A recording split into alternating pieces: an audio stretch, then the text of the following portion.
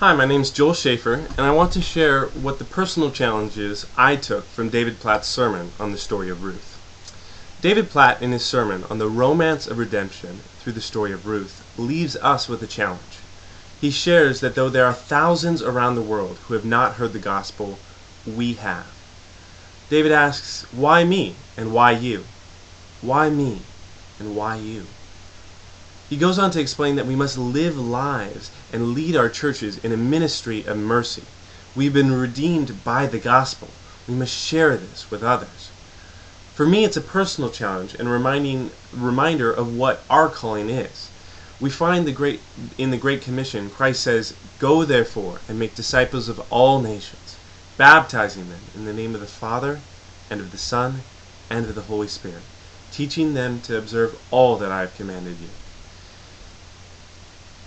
Reading this passage and seeing the love in the story of Ruth, I too must reach out to others through the gospel. But even more importantly, I must reach out to others daily in the love of the gospel. Not just preach the gospel, but to live the gospel. The story of Ruth is a love story, and a love story of service.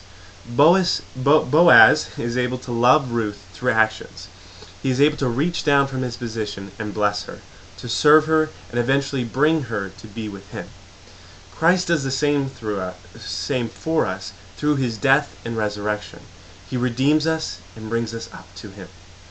I've been so greatly blessed in my life, and I'm reminded of the parable of the servants who are given the different talents. One is given 5, one is given 2, and one talent.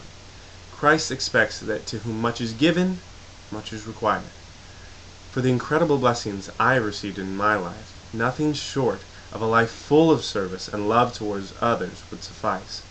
I must immerse myself in love towards others daily, reaching to others and loving them, just as Boaz loved Ruth and Christ loved the church. That is the challenge that has been given to me.